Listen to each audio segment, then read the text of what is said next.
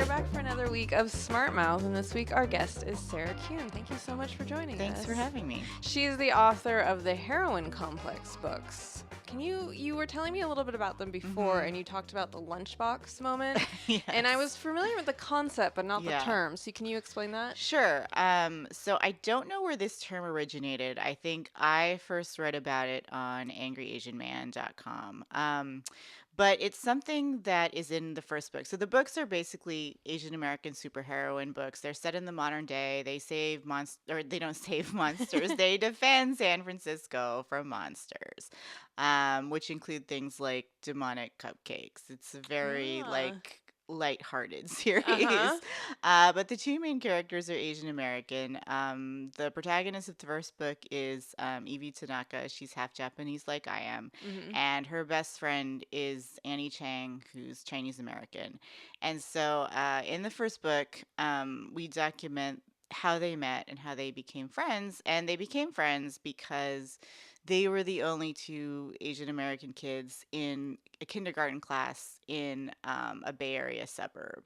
And they both brought in food for their afternoon snack that their peers thought was weird. And so the lunchbox moment is, when you're a kid who is usually a person of color and you bring in something that the other kids just kind of think is gross and sort of turn their noses up at. And like we were talking about before, it's of course deeply ironic because now a lot of those foods are sort of co-opted and championed by white hipsters. Yeah. So do you feel like, does that piss you off, or is that like finally, or some mixture? There's actually a line in the book about that. Because I think like for a lot of us who like had the lunchbox moment growing up, it feels like, really? Now you think this is cool? Like I survived all that torment in my childhood and now it's cool. Right. But it is kind of funny. Where'd you grow up? I grew up in Oregon. I grew up in a really small town. It was very white. I was one of the only not white people.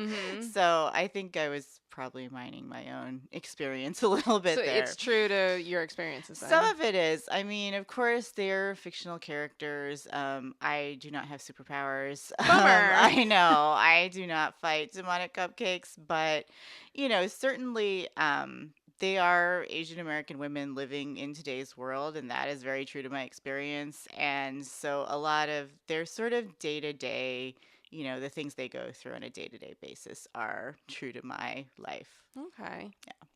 That sounds great. And Yeah, they're thanks. aimed at young girls, right? Well, they are technically categorized as adult sci-fi fantasy. They do have I think a readership that encompasses a lot of younger girls. They do have some bad language and some adult situations. So I try to make sure people know that before they read it. They're not classified as YA. The characters are not teenagers. They're in their 20s. They are very immature. But, I always try to make sure people know that going in. Well, anyone who listens to this podcast is comfortable Okay, with in adult situations for sure. Okay, good. You would think for a food podcast we wouldn't talk about those, but we do. You never know. Yeah. So today we are going to talk about Hawaiian food. Appropriately enough, because you had a Hawaiian breakfast at King's Hawaiian, which is a classic. Do you live in the South Bay? I don't. I actually lived there when I first moved to LA. I'm from Oregon. I went to the Bay Area. I went to school there, and then I lived there for a little while. And when I moved down here, I actually lived in the South Bay. I lived in Hermosa Beach. But now I live more West Side LA. A little closer to the action, I guess. People talk more like a surfer when they say South Bay city names. South Bay. You're like Hermosa. So you're a West Sider. Got it. I'm a West We'll Sider, still allow yeah. you to stay for the next hour. And you said that you have family in Hawaii. I do. I think, like I said before, I'm Japanese American, I'm hapa. And so the Japanese side of my family is actually partially based in Hawaii. So I went there a lot when I was growing up. And do you have food memories of it? Definitely. I mean, Definitely spam musubi, which makes a big appearance in Heroin Complex, Portuguese sausage. Just like I mean, my favorite thing is still just the plate lunch with Yeah. the mac salad and all that. So yeah, I definitely have wonderful food memories from. Do you have a preferred protein for the plate lunch? Oh my gosh. I mean, I just like spam, honestly. Uh-huh. I like spam. I also love the Loco Moco. Okay. That is like if it's very hearty. So I'm like super hungry, but there's really nothing like that, like hamburger with gravy and Yeah, I was gonna rice say for and anyone who doesn't know what the hell we're talking about, loco moco is a Hawaiian dish that's rice, hamburger patty, gravy, egg. yeah. Am I missing anything? No, I think that covers it. And Okay. it has to be like a runny egg. Yeah, it's supposed to be just a big ol' It's mess. just a mess. It's Yeah. so delicious. And like my husband and I went to Maui for one of our recent anniversaries, and I ate that so much. That is dope. And the plate lunch too is essentially a Hawaiian invention that might be influenced by bento hmm boxes. Do you think that's true? Yeah, probably. I mean, I think that a lot of like at least a lot of the things I sort of grew up eating over there are kind of a mishmash of different cultures. Yeah. And since I'm a mishmash of different cultures, like as a person, I feel like I relate to that. Yeah, on the plate lunch, it's 2 scoops of rice, and it's hmm Japanese rice, and then it's the mac salad, which Yeah. was like mainland America's Right. contribution to Hawaiian cuisine, and then protein. And I feel like the common ones are like chicken katsu, Yeah. bulgogi. Mhm. So we've already covered 2 different nations' Yeah. foods, Yeah, and yeah. it's just like whatever. And then there's some, I think, like native Hawaiian influence as well, right? Like hmm in the protein. Yeah, because you could also get. I don't. Does like is lomi lomi ever a plate Yeah, lunch I think main? so. I That's feel just like, marinated salmon. yeah, I think you can get, I mean, I feel like, especially over there at the little, like, wonderful, like, mom and pop shops where you can get the plate lunch for like really cheap. I feel like you can get almost any protein. That Like makes a lot of it's, sense. you I know, mean, they're doing a lot per day. yeah, for They've always sure. got a ton of For sure. customers to roll through there. So it's there's we should talk about terms too, because you had said native Hawaiian, hmm and you'd also said hapa. Yes. And so it's generally understood that the term native Hawaiian means Polynesian people, Right. as opposed to Japanese people Yeah. who have lived there for generations or what Right. have you. And I try to be very sensitive when I'm talking about that because I know also there's like a deep hurtful history with Yes. Japanese people and Hawaii and I don't want to be disrespectful of that or referring to things that are like quote unquote Hawaiian that are actually, not like native Right. And it Hawaiian. can be kind of hard to remember, especially as someone who grew up Mm, on the mainland. It's we say Hawaiian and we mean of the state of right. Hawaii, Coming but from the that's state. not Yeah. necessarily what everyone means when they say Yeah. Hawaiian. Well, I think also like since I am Asian American, like the term Asian American is such a big umbrella term. And it's like Asian American, Pacific Islander, AAPI. Yeah. And it encompasses so many identities. And I feel like coming into my sort of I guess awareness is like someone who wants to be active in the Asian American community and like pushing for social justice. I know that certain voices are prioritized. Japanese American, Chinese American, like East Asians are usually prioritized.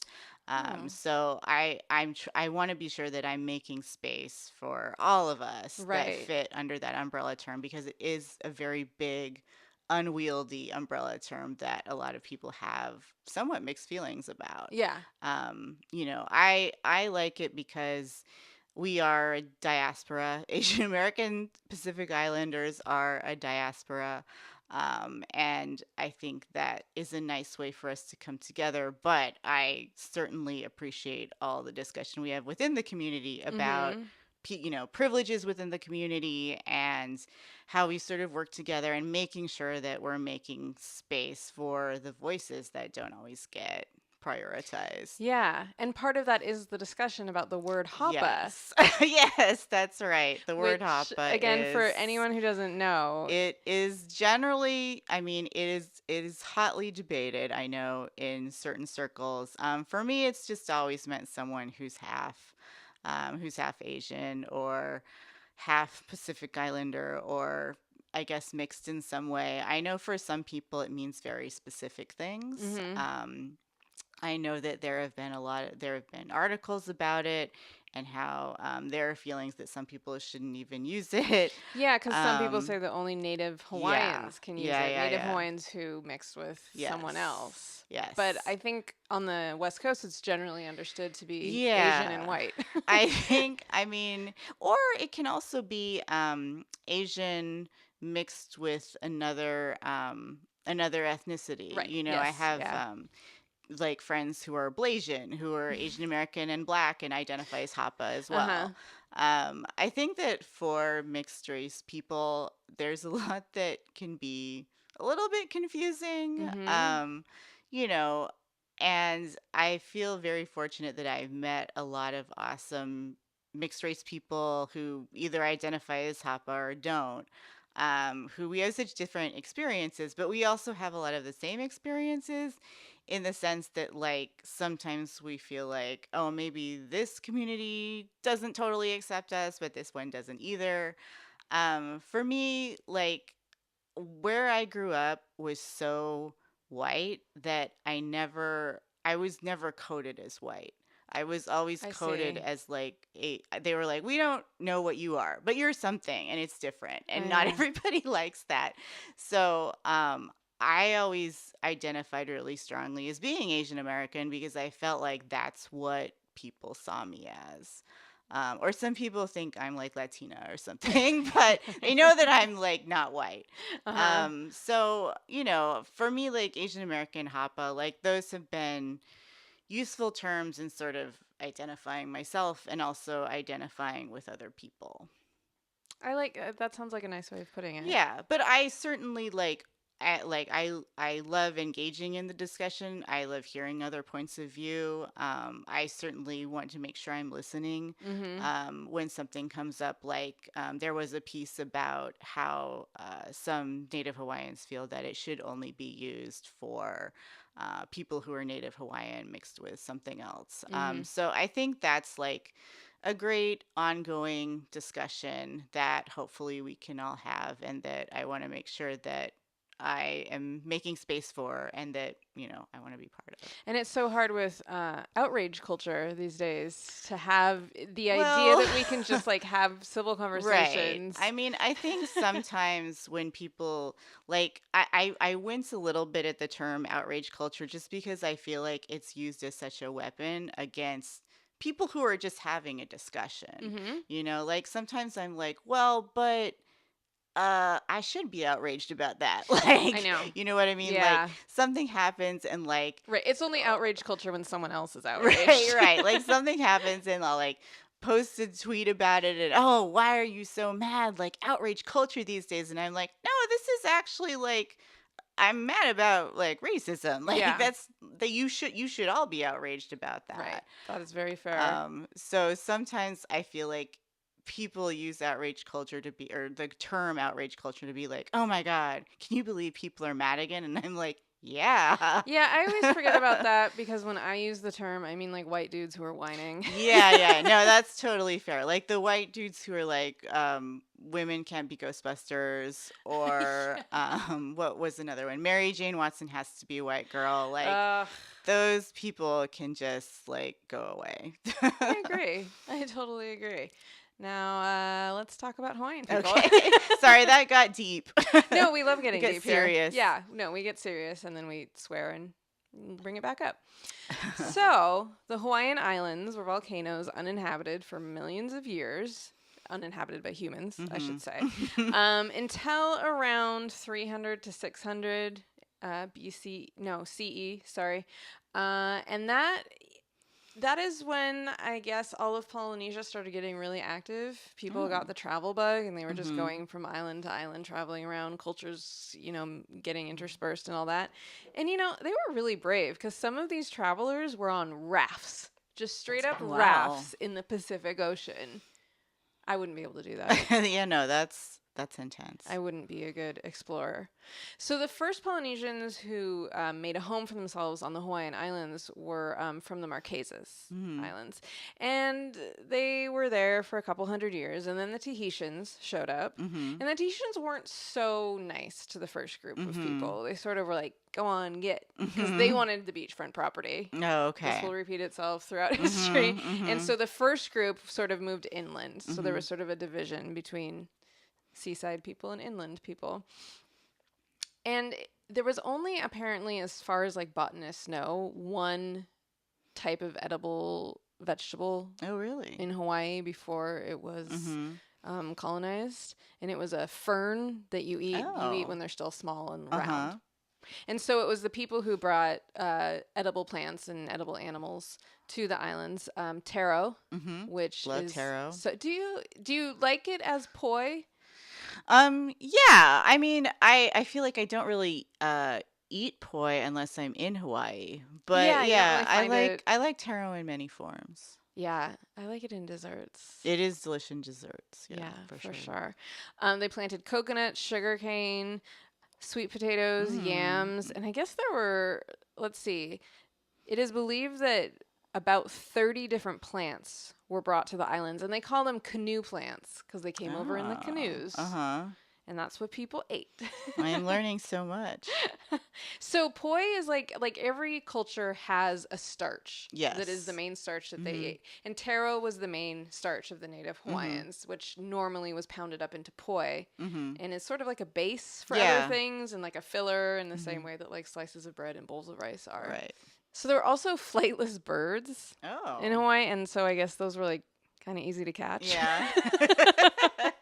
Like tiny, slow dinosaurs and their eggs too. And the Polynesians that came over would come over with pigs, chickens, and dogs. Yes, the dogs were for eating. That gets, I'm sure that anyone who listens to this podcast isn't under the idea that like people are eating dogs in a sneaky way or like it's just no, dogs were for eating. Yeah, that's just part of, I mean, I don't know. That's one of those things that like gets like thrown against Asians and Pacific Islanders so much. I'm just like, yeah, I mean, the different cultures do different things. It seems like a deliberate misunderstanding of the situation. For sure. Because they aren't subbing in dog meat for other animal meat. If someone wants to eat dog meat, they'll say, I want to eat dog meat. Yeah. So weird. And I know that dogs are cute, and we've got our little mascot right here, but honestly, let's all agree that eating pigs is just as bad as eating dogs. Right. We've all agreed that pigs are smart. We eat all kinds of things. I know. We're all idiots. Is that the subhead of your podcast? Done. Thanks for coming. We're all idiots. The pigs were actually used mostly for like religious ceremonies, and they would eat the pigs afterwards, but they were like the priests would get first go at it, apparently. 230 different types of sweet potatoes. Wow. Yeah. I didn't know there were even that many kinds of sweet potatoes in existence. Yeah. And there are a lot of potatoes. We just there kind of are got a rid lot of of potatoes.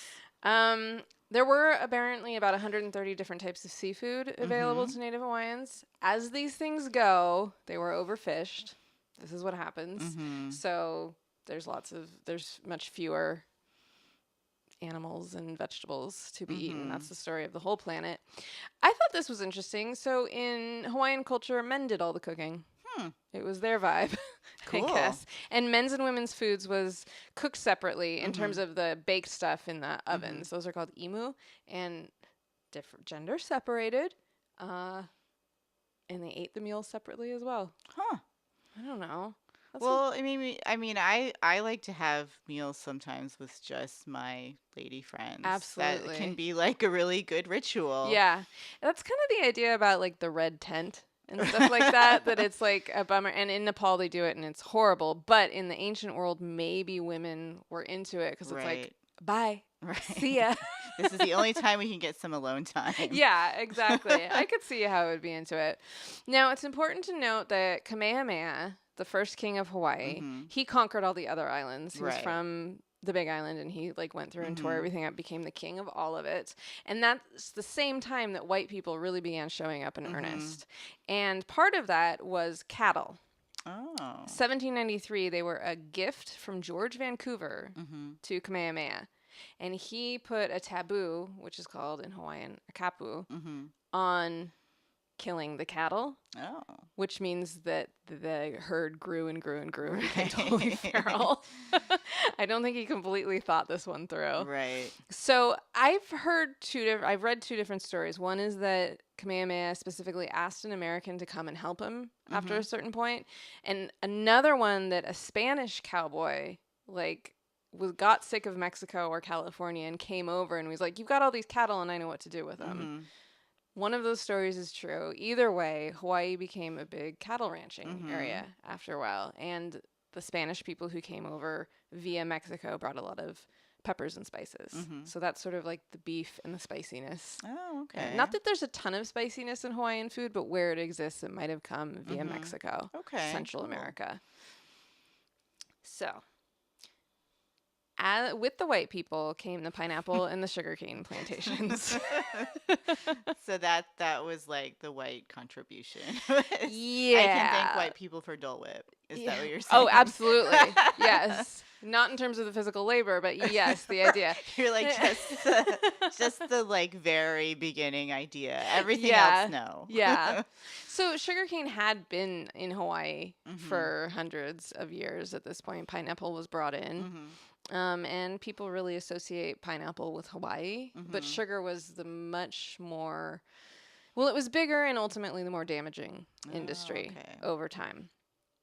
So when they built these plantations, and starting around 1850, they couldn't have official slaves. Oh, God. That was sort of dying out as a trend. But they did need people to come. Right. And since they're in the middle of the Pacific Ocean, they sort of looked to the Pacific Rim. And then also to Portugal. So they kind of came in waves from different countries based on things like the immigration laws in the United States, because even though Hawaii wasn't a state till 1959, it was a territory much earlier than that. And most of the white people on Hawaii were Americans. Right. So we followed a lot of those the terrible things that white people learned from mainland America. Yeah. So it's a lot of Chinese, Korean, Japanese, Filipino, and then Puerto Rican and Portugal for different reasons are all kind of, I want to say Hawaiian food is fusion food. And I know that fusion has these 80s bad connotations. For sure.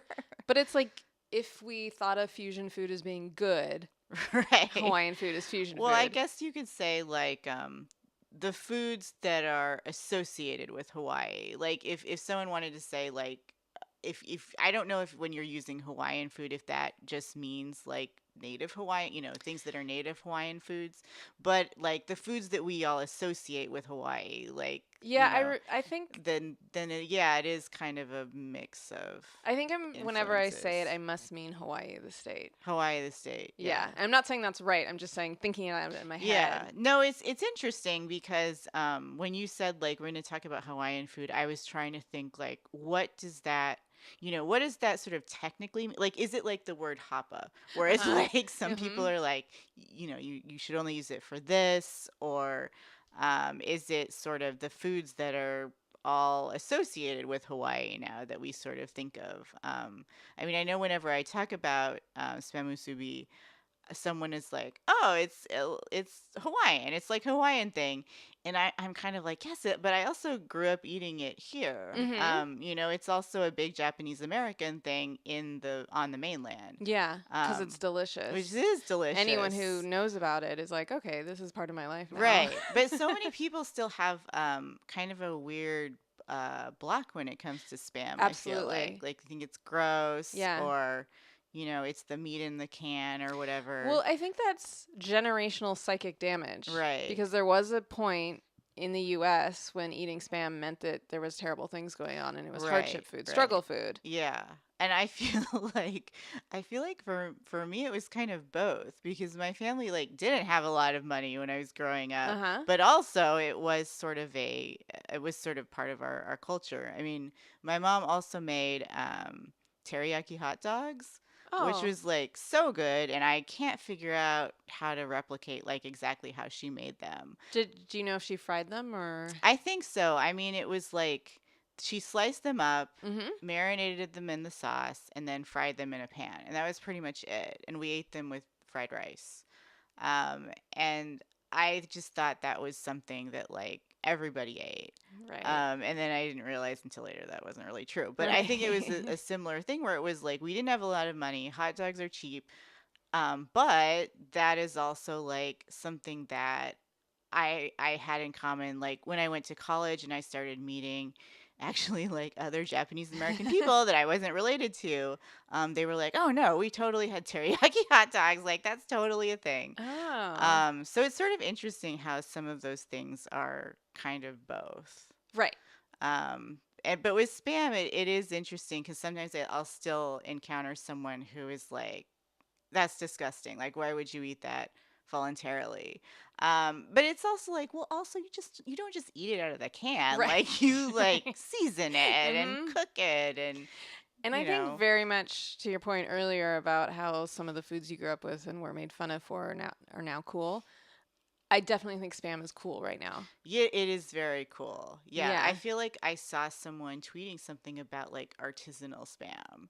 And I was What? like, that it was probably like in Portland. I feel like that's like a very Portland thing. But I was like, that's like against the point of Spam. Like it's not supposed to be art. Like yes, you do. There's like a technique for cooking it, but you don't like. It's not artisanal.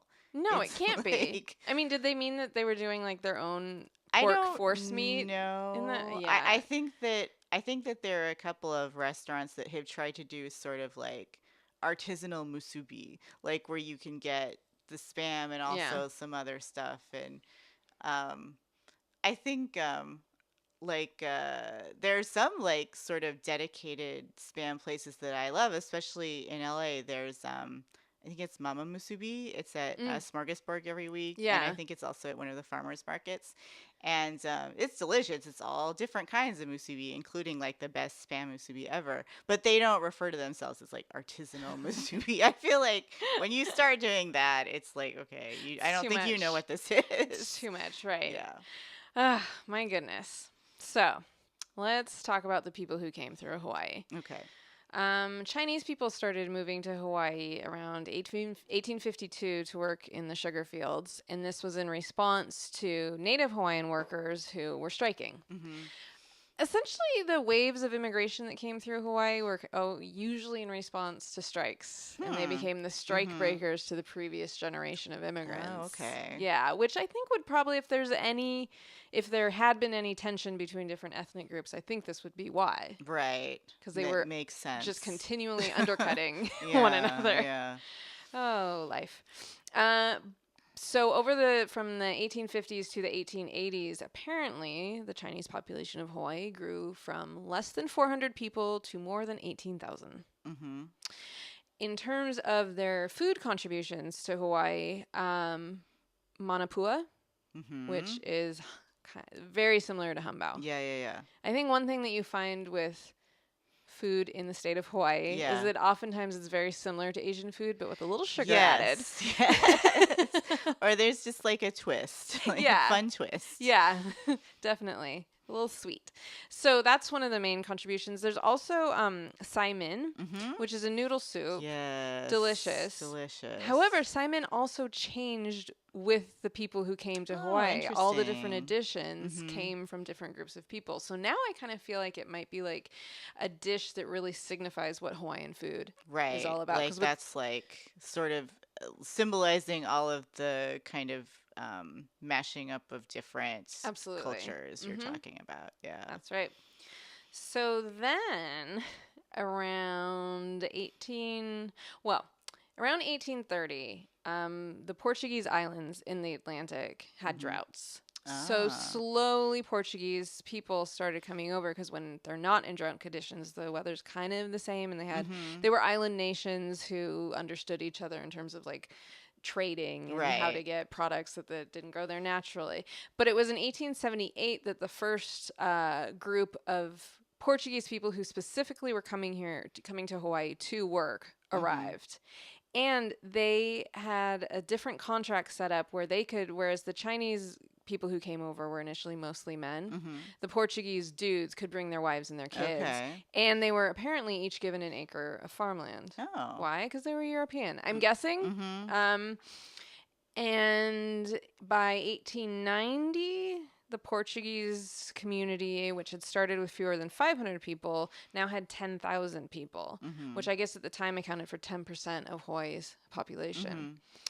Now, what the Portuguese people brought with them was a lot of butter and wheat, sweet bread, which still exists today in a form, the King's Hawaiian bread. Yeah. Which is so good. For our audience in America, even if you think you don't know what we're talking about, you've seen it. You've seen it. You probably had it, because I feel like for all the sort of hipster food that we were talking about before, like the kind of co-opting and stuff, like all the hipster food trucks that have like sliders of any kind, I feel like use King's Hawaiian rolls.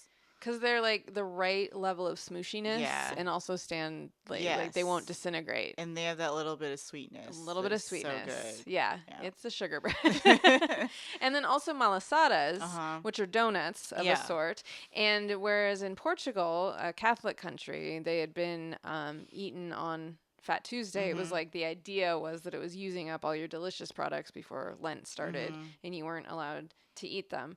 But I guess like Fat Tuesday in Hawaii is like known as Malasada Day.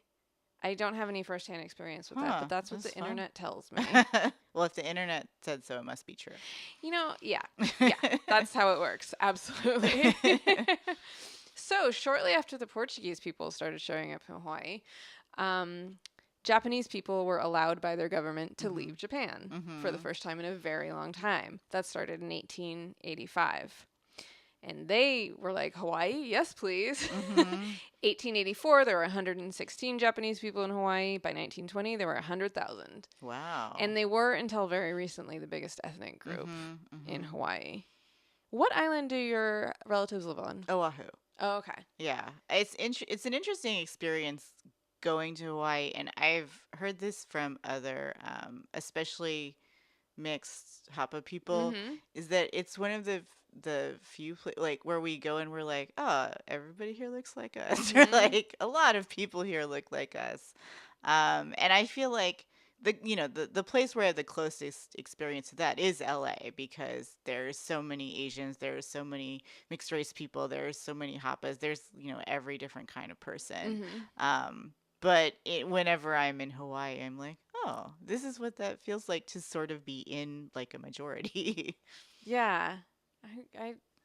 Well, you can see me. I'm blonde. I don't know what that's like. You have no idea what that's like, right? I mean, the only like experience I have with something like that doesn't count because it's only been as a tourist where you're already different anyway. Right. When I've been in Southeast Asia and people, like when I went to Cambodia 13 years ago, I definitely stuck out like a sore thumb, but that was my choice, I guess, is the difference emotionally. No, I mean, that makes sense. It's interesting because I feel like that's like, sometimes that's the only way to sort of convey to someone like what I might have felt like growing up. Like when you are sort of like one of the only ones and you grow up with that sort of mentality, you always kind of protect yourself. You're always very aware of your surroundings. Like whenever I go back to sort of the small town Oregon area where I was raised now, it's always a bit of a culture shock because I've gotten so used to being in LA, where it is super diverse. But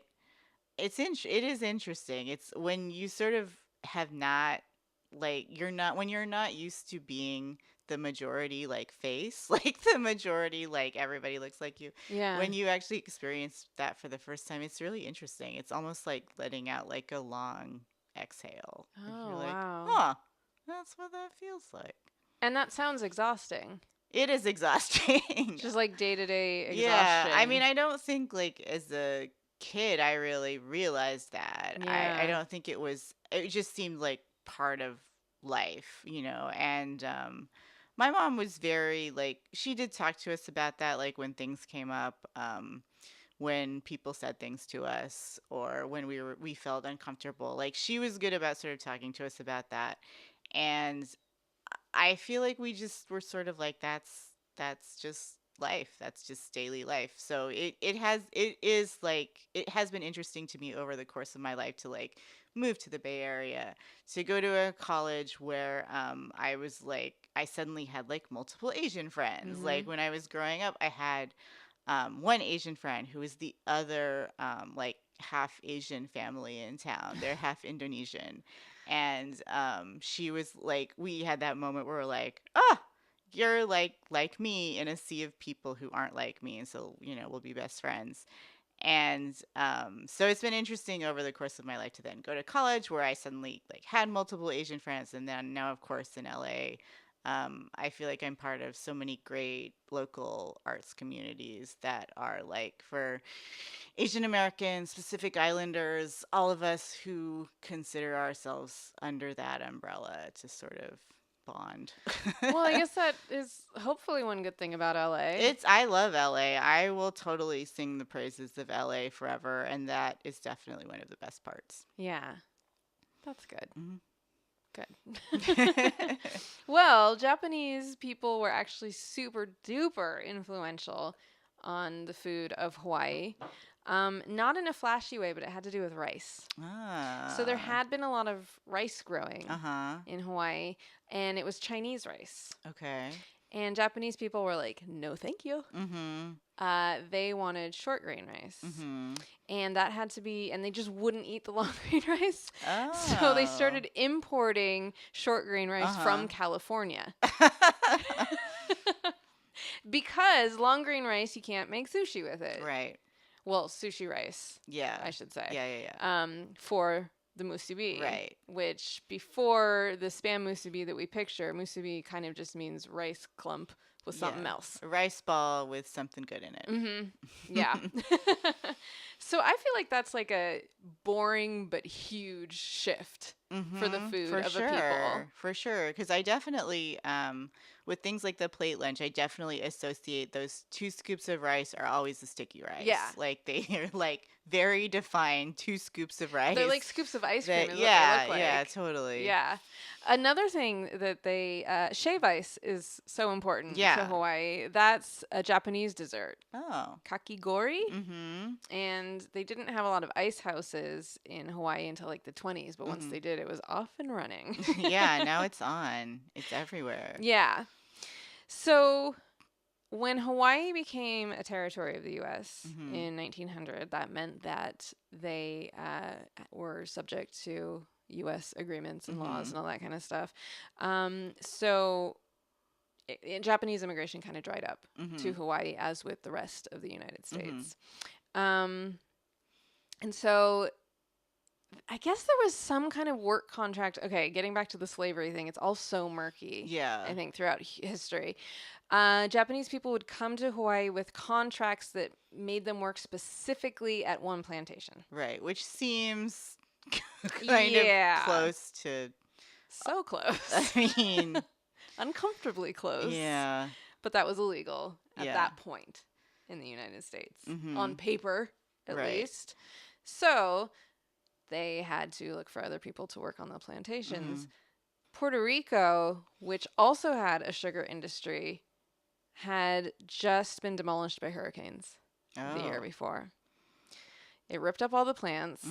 So they just switched from Puerto Rico to Hawaii, which was relatively easy because both were U.S. territories.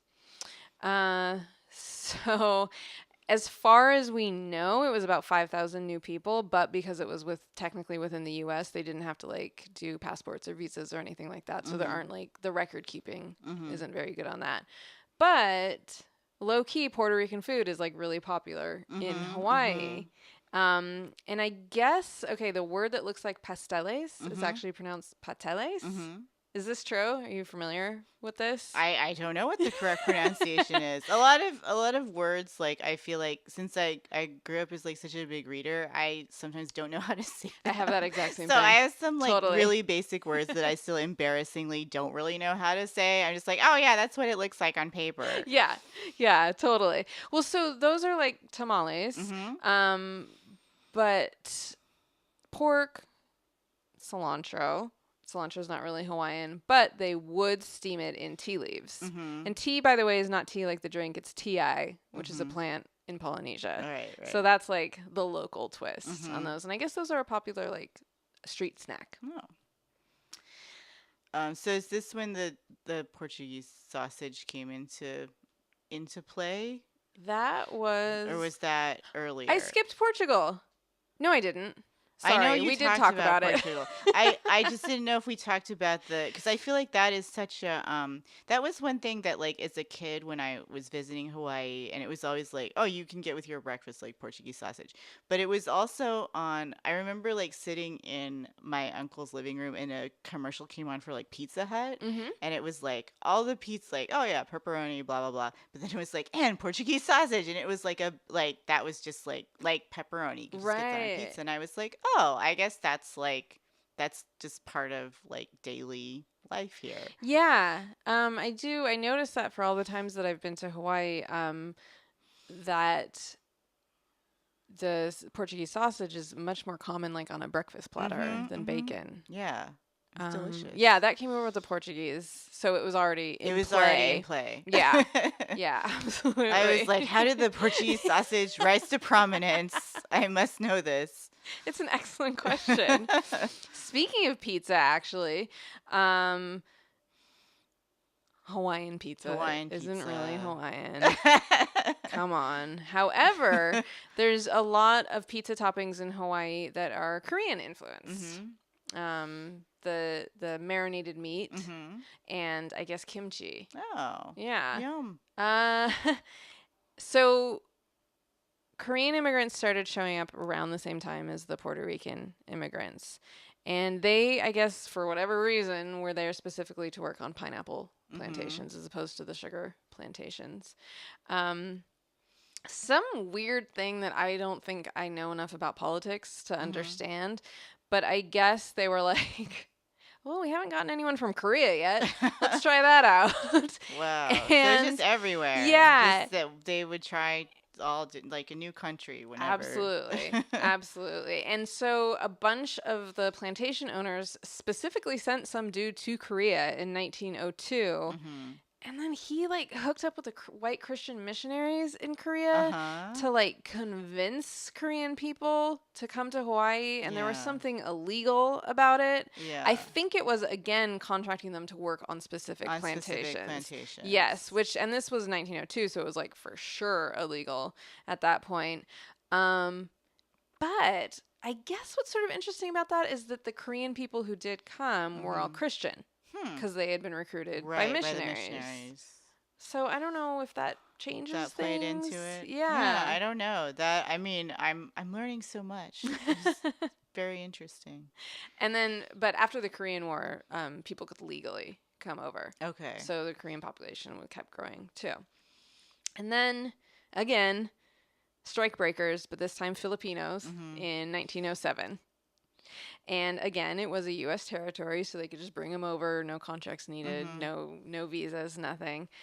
150 Filipino people came into Hawaii in 1907, and now, as of 2010, which is the latest data, they're the largest ethnic group in Hawaii. Wow.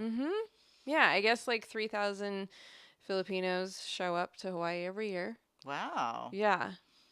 So it's becoming even more of a, quote unquote, melting pot of all different ethnicities. Yeah.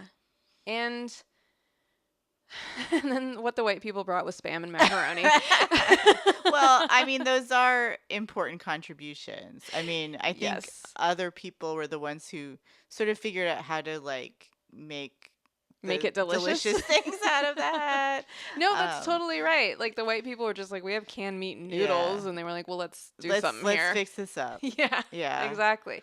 But it's funny because post World War II is when Americans, mainland Americans, were getting acquainted with Hawaii and were really talking about Hawaiian food too. The tiki bar thing is slightly different because it's more made up. Right. Whereas the food was a genuine trying to really understand Hawaiian culture. And I would imagine at the time that maybe they didn't necessarily know the difference between, something we're still struggling with, obviously, like, was it native Hawaiian or is it something that Chinese people brought over 100 years ago? I guess, like, I don't know if this is at all similar at all. Like, I don't want to necessarily make a parallel that is not true, but the way that you're talking about it sort of reminds me of sometimes the struggle we have with talking about Asian American versus Asian. Yeah. And sort of like how there's like crossover and what these things mean, but they're not actually the same. And then since Asian America is such a again, like a diaspora umbrella term that encompasses so many different people and so many different cultures, but we have these points of overlap that you can sort of say, like, or at least I guess I feel like I can say, like, that's Asian American. Like, my husband is Chinese American, and we in a way have very different experiences. I'm half Japanese. I'm third generation born in the States. He's full Chinese, and he is the first generation born here. So there are a lot of things that about our experiences that are very different, but then there are a lot of places where we overlap. What's the difference and what's an overlap? Well, the difference is that he grew up in the LA area. He grew up in a very Chinese American community. And a lot of it was immigrants and their children. Whereas I grew up in the whitest community and didn't know that many other Asian people. And then, obviously there's differences in foods, there's differences in cultures, but there are certain things where we have similar experiences. And I've had this also with Asian American women who have different backgrounds than me, but we're like, I guess it's a little bit sad because we're like, oh yes, someone has been racist to me in that specific way, or like, oh yeah, a lot of Asian American women, I feel like one of our touch points is Claudia Kishi, who is the Japanese American babysitter in the Babysitters Club.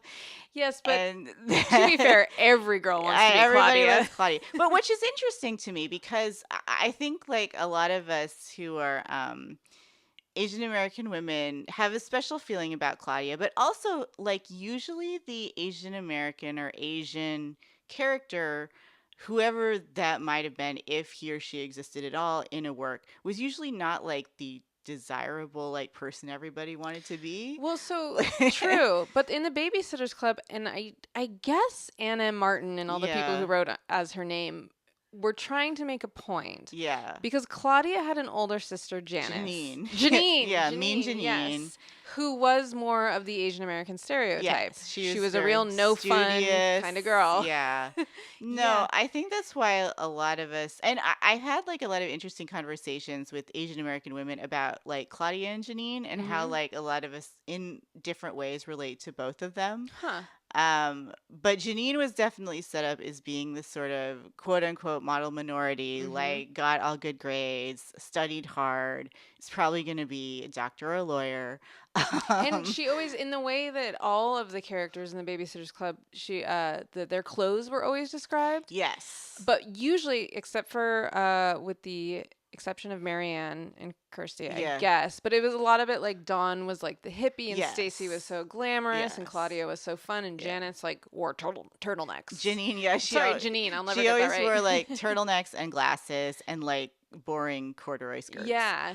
It's interesting to think about that now because now it seems like even now that seems kind of like not something that exists a lot, that like that you have like multiple Asian American women in a story like that. Like a lot of us also talk about Mimi, the grandma, who was also like I think a really great character because she wasn't really the sort of typical like immigrant elder that you're used to seeing Yeah. in pop culture. Like she was actually really supportive of all of Claudia's art endeavors. Mm-hmm. And Claudia was kind of her favorite. Like they had a special Yeah. relationship.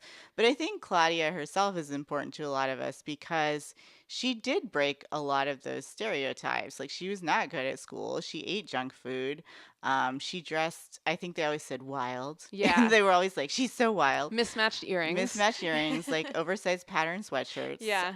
And she was an artist. Like she had like a creative side that I don't think we saw in a lot of Asian American characters. If if they existed at all at that time. But it's always interesting to me to hear that like white girls wanted to be Claudia too, because I know when we're talking about like other franchises, like a lot of like me and a lot of Asian girls like are like, oh, we can't be Hermione, like good to be Cho Chang, and like a lot of people don't want to be Cho Chang. It just feels like, oh, that's what you get. Like you can't be Hermione, and she's a relatively boring and minor right? character. Although I feel like Cho Chang like totally got the short shrift. Like I have like a whole Cho Chang like alternate universe like fan fiction I want to write someday. But like I was always like Cho Chang got a raw deal. But yeah, it's like no white girl wanted to be Cho Chang. Like there isn't like they all wanted to be like Hermione or Luna or like you know, one of the other characters. So it's interesting to me when people who aren't Asian are like, oh no, Claudia was the coolest babysitter. I'm like, wow, like she was, I think, revolutionary in a lot of ways. But so just like to bring that long rambling point back around, I think within, you know, certainly my Asian American friends and loved ones, I feel like we have those points of commonality, but then we have also experiences that are very different. Sure, yeah. So yeah, I don't know. I guess that's sort of related to what we were talking about. I think it definitely is. I think it definitely is. I think because it also all ties into, again, so we're going to talk about it some more, like, what does Hawaiian mean? Right. And it probably means different things to a lot of different people. And that's certainly like a discussion I would want to listen to what a lot of different people have to say. Yeah, so my grandma is from Hawaii. She's white, but she's a kama'aina, which means child of the land, which is something that people who are born in Hawaii get to call themselves. Oh, interesting. But she's white. Yeah. So it's kind of like, oh, I don't know.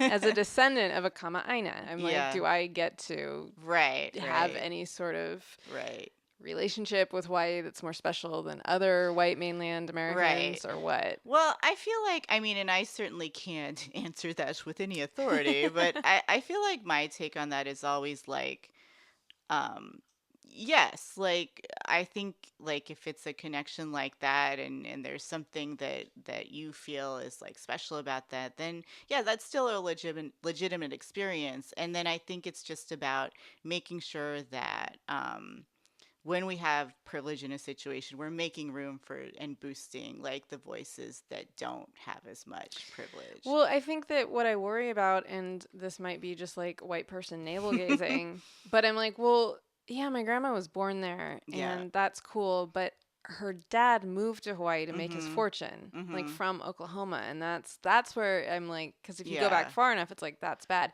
He wasn't early enough to have been like an actual plantation person. But he went there to be a banker. He wasn't trying to upset the status quo or anything. Well, I mean, I think it's good that you like acknowledge that and are like aware of that. I think, I mean, obviously, all of our ancestors probably did horrible things. We probably do horrible things. We probably do horrible things on, you know, but are hopefully trying to be better. Right. But I mean, for me, like listening to you talk about it, to be like super honest, is very different than what I hear a lot as an author sometimes from white authors who are like, well, why can't I write like Japanese American? Like, I studied abroad in Japan and I feel very connected and I feel like I'm Asian inside and like all these things people use. And it's like always this a little bit of a weird thing because I'm sort of like, okay, like I've never been to Japan. You have more knowledge of that than I do. But, like, you still have to acknowledge that you have privilege in that. As a white author, if you write a Japanese American protagonist, that book has way more of a chance of getting like acquired and championed and than if someone who actually has that background writes it. So you just need to be aware of that. You need to like make room for other people. You need to think about, is this my story to tell? And you might still come back and say yes, but I feel like, again, this is like such a tangent, but I feel like the way you're talking about it is very different than when someone says something like that, where they're like, it's more like they really want to make that claim. You know what I mean? Well, like, they're like, I do because Hawaii is amazing, yeah. but I feel like you're saying it with that sort of knowledge of, okay, like here's the specific way I'm connected to Hawaii. It's not the same as X. Yeah. Or it is also like colored by Y or whatever. Like, I think that's a little bit different. But I think that those are things that we're all navigating. I mean, again, I try to really deal with my East Asian privilege. I think that that's important to acknowledge and talk about and make sure that I'm making room for a lot of other voices in the conversation. So I think we all have things like that we're hopefully navigating in a thoughtful way.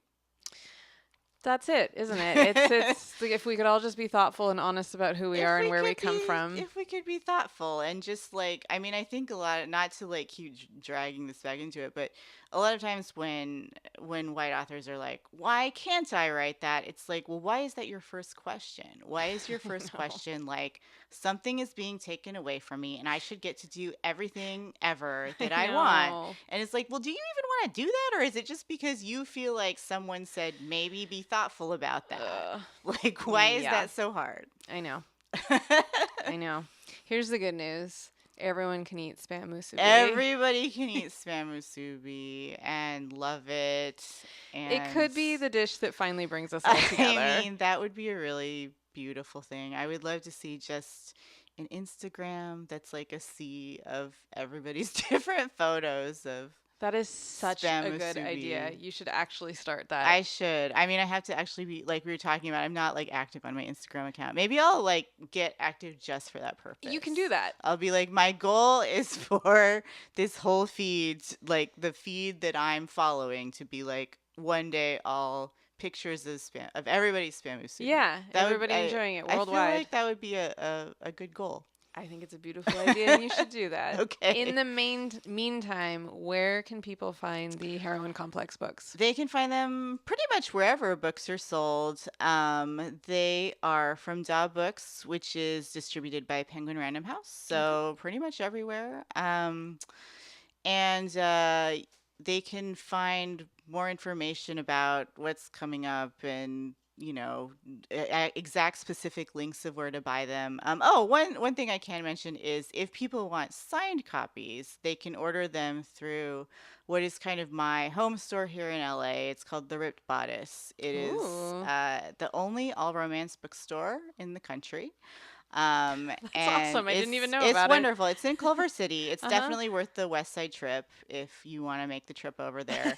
But yeah, it's a wonderful, wonderful place. It's almost all books written by women. It's very like supportive of women writers and women writing. I write there sometimes. Nice.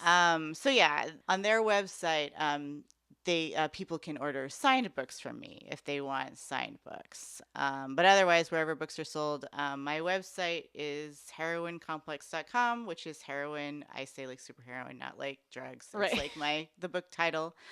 And I am writing more of those books, and then I also write comics, so people can find information about that too. Awesome. Sarah, thank you so much for joining us on Smart Mouth. Thank you. This is a really good discussion. It was.